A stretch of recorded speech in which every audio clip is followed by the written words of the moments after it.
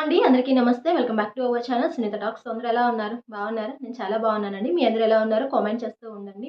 So ఈరోజు వీడియోలో and mostly అబ్బాయిల కోసం ఈ వీడియో స్పెషల్‌గా ఈ వీడియో చేస్తున్నాననమాట. యాక్చువల్లీ చాలా మందికి అండ్ టీనేజ్‌లో ఉన్న మెయిన్‌గా అబ్బాయిలకైతే చాలా బాగా యూజ్‌ఫుల్‌గా ఉంటుంది ఈ వీడియో అనేది. స్కిప్ చేయకుండా ఎండ్ వరకు చూడండి. కొత్తగా ఎవరైనా ఛానల్ వాచ్ చేస్తున్నారో సబ్స్క్రైబ్ అవ్వండి. వీడియో నచ్చిందా లైక్, షేర్, కామెంట్ కూడా చేసేసేయండి. యాక్చువల్లీ మీరు టీనేజ్‌లో ఉండి అండ్ మీకు అంటే మ్యారేజ్ ప్రపోజల్స్ అండ్ యాక్చువల్లీ పెళ్లి సంబంధాలు చూస్తూ ఉంటారు కదా! సో మీకు ఎవరికైనా సరే అలా పెళ్లి సంబంధాలు చూస్తున్నట్లయితే డెఫినెట్లీ పెళ్లి చూపుల్లో మీరు అడగవలసిన ఒక ప్రశ్న అయితే ఉందన్నమాట. డెఫినెట్‌గా మేబీ మీరు పెళ్లి చూపులకి వెళ్ళాలి అనుకుంటున్నా సో ప్రెజెంట్ మీరు అలాంటివి రన్నింగ్‌లో జరుగుతున్నా కూడాను యాక్చువల్లీ పక్కాగా మీరు అడగవలసిన ప్రశ్న అయితే ఒకటుంది పెళ్లి చూపుల్లో.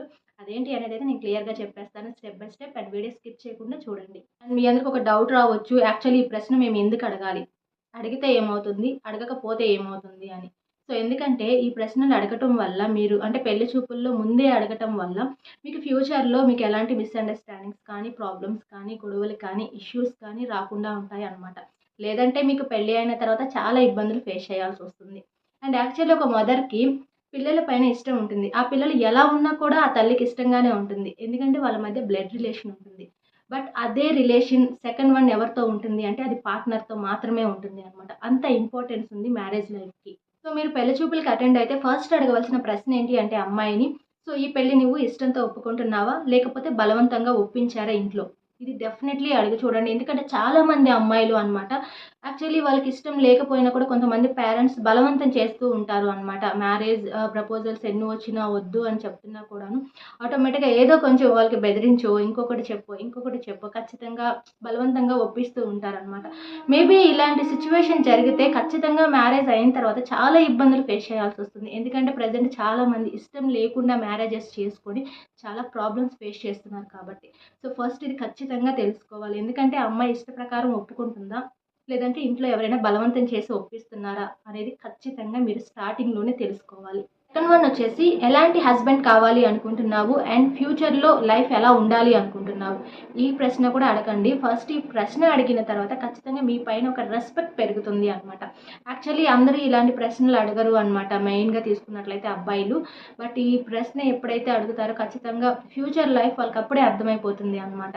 సో అంటే తను చాలా రెస్పెక్ట్ ఇస్తున్నారని కానీ, సో అంటే ఒక గర్ల్‌ని ఎలా ట్రీట్ చేస్తున్నారు అనేది కూడా క్లియర్‌గా ఒక అమ్మాయికి తెలిసిపోతూ ఉంటుంది.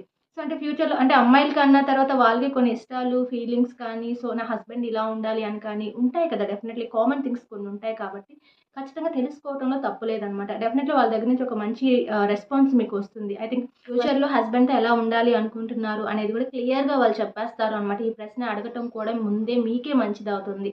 అండ్ లేదంటే ఆ తర్వాత నెక్స్ట్ ఏం జరుగుతుంది అంటే మేబీ మ్యారేజ్ అయిన తర్వాత సో నేను ఇలాంటి హస్బెండ్ రావాలి అనుకుంటున్నాను. నీలాంటి హస్బెండ్ నాకు వచ్చారు. సో నేను ఇలా ఉండాలి అనుకున్నాను. నేను ఇలా ఉండలేకపోతున్నాను.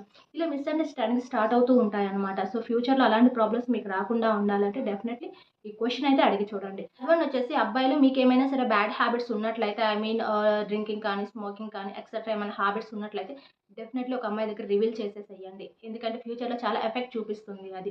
ఎందుకంటే ఏ అమ్మాయికైనా యాక్చువల్లీ ఏ అలవాట్లు లేకుండా, బ్యాడ్ హ్యాబిట్స్ లేకుండా ఉన్న హస్బెండ్ రావాలని ప్రతి ఒక్క అమ్మాయి కోరుకుంటూ ఉంటారు.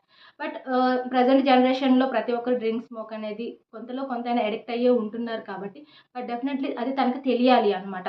అంటే మ్యారేజ్ అయిన తర్వాత తెలిసే కన్నా కూడాను బిఫోర్ తెలిస్తే మీకు ఫ్యూచర్‌లో ప్రాబ్లమ్స్ రాకుండా ఉంటాయి. యాక్చువల్లీ మీకేదైనా ఆల్కహాల్ అలవాటున్నా, లేదంటే స్మోక్ అలవాటున్నా తనకి చెప్పండి. డెఫినెట్‌లీ చెప్పడం వల్ల మీకు మంచే జరుగుతుంది. యాక్చువల్లీ నాకు ఆల్కహాల్ అలవాటు లేదు. కానీ అప్పుడప్పుడు తీసుకుంటూ ఉంటాను. లేదా ఫ్రెండ్స్‌తో ఉన్నప్పుడు, లేదా ఒక ఫంక్షన్‌కి అటెండ్ అయినప్పుడు. సో, అంతే ఎక్కువగా తీసుకోను. లేదా ఫ్యూచర్‌లో వద్దు అనుకుంటే మానేస్తాను. ఇలాంటివి చెప్పడం వల్ల పాజిటివ్ రెస్పాన్స్ వస్తుందనమాట. మేబీ మీకేదన్నా బ్యాడ్ హ్యాబిట్ ఉన్నా కూడాను తను అర్థం చేసుకుంటుంది. ఓకే. తను నిజాయితీగా నాతో షేర్ చేసుకుంటున్నారు.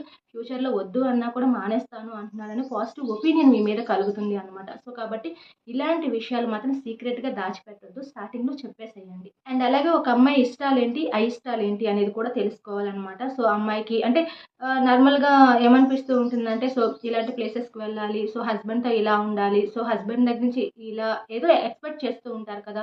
సో, అలాంటివి ఏమైనా ఉన్నా కూడాను సో, అంటే తనకి ఏది ఎక్కువ ఇష్టం, ఏది ఇష్టం లేదు. ఐ మీన్ ఫుడ్ పరంగా తీసుకున్నా కూడా తాను వెజిటేరియనా లేకపోతే నాన్ వెజిటేరియనా అనేది కూడా తెలుసుకోండి. ఇక్కడ కూడా చిన్న చిన్న ప్రాబ్లమ్స్ వస్తాయన్నమాట మ్యారేజ్ అయిన తర్వాత డెఫినెట్‌లీ. సో, తను ఎక్కువగా ఏం తింటుంది? సో, అంటే ఎలాంటి ప్లేసెస్ జీవితం ఇష్టం, లేదా తన హాబీస్ ఏంటి, ఇలాంటివి కూడా ఖచ్చితంగా పెళ్లి చూపుల్లో తెలుసుకోండి అడిగి. సో గైస్, ఇవన్నమాట మీరు పెళ్లి చూపుల్లో అడగవలసిన మెయిన్ క్వశ్చన్స్ అనమాట ఇవి. ఇంకా చెప్తే చాలా ఉంటాయి, బట్ డెఫినెట్లీ మెయిన్గా ఈ పాయింట్స్ అయితే అడగాలి అనమాట. ఫ్యూచర్లో మీకు ఎలాంటి ఇష్యూస్ రాకుండా అండ్ మీ లైఫ్ చాలా హ్యాపీగా రన్ అవ్వాలంటే డెఫినెట్లీ పెళ్లి చూపుల్లో ఈ క్వశ్చన్స్ అయితే అడగండి. ఫ్రెండ్స్, ఈ వీడియో ఏం చేస్తున్నాను. ఐ హోప్ మీ అందరికీ వీడియో నచ్చితే లైక్, షేర్, కామెంట్ చేయండి. కొత్తగా చేస్తున్నారా ఛానల్ సబ్స్క్రైబ్ చేసేసుకోండి. Thank you friends, bye bye. మనం ఇంకొక మంచి వీడియో అయితే కలుద్దాం. Take care.